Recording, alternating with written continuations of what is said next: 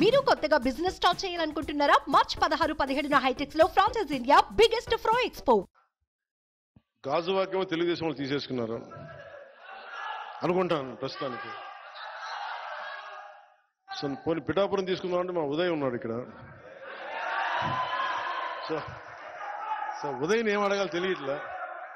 So ఉదయ్ని అడిగి పిఠాపురం ఖాయం చేసుకోమని చెప్తాను.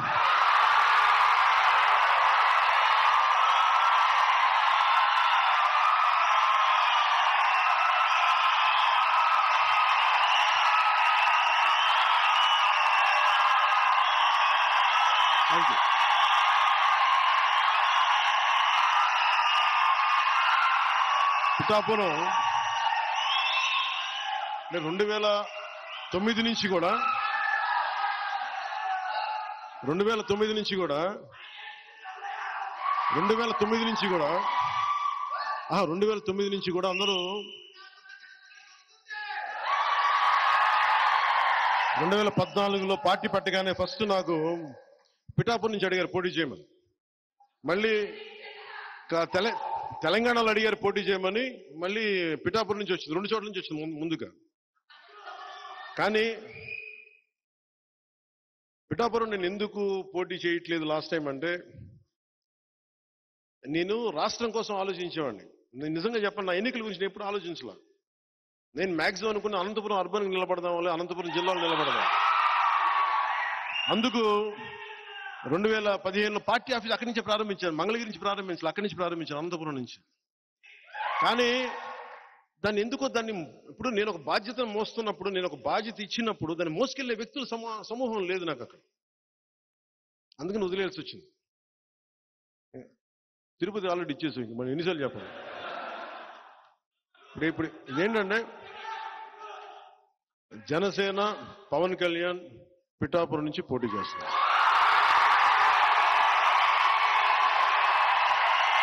నా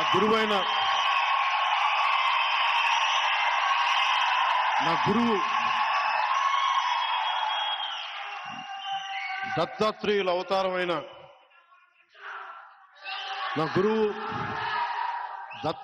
అవతారమైన శ్రీపాద శ్రీవల్లభుడు జన్మస్థలం అది, శక్తిపీఠం అది. అక్కడి నుంచి పోటీ చేస్తాం. అనంతపురంలో కొడదాం తర్వాత భవిష్యత్తులో. ఇప్పుడు పొత్తు కొట్టనే, తర్వాత జనసేన కొడదాం.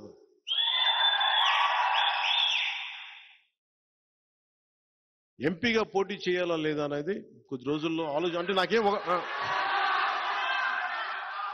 అదే ఇవన్నీ ఎస్లు ఉన్నాయి, నోలు ఉన్నాయి. అది ఎట్లాగనేది నాకైతే మనసులో ఎమ్మెల్యే ఉంది.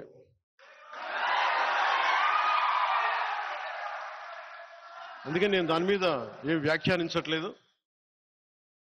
పెద్దలతో మాట్లాడి నా నిర్ణయం చెప్తాను వాళ్ళకి.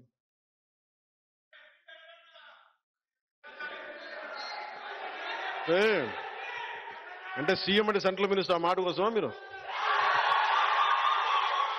చేద్దాం ముందు కాదు, కొంత నేలని ఇక్కడ కడుగుతాం. ఇక్కడ కొంత పార్టీ నిర్మాణం ఎలా జరగాలి,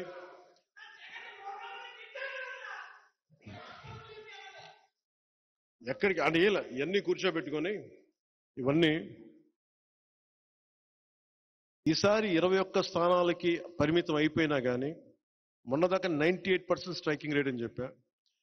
ఇప్పుడు 100% కొట్టాలి.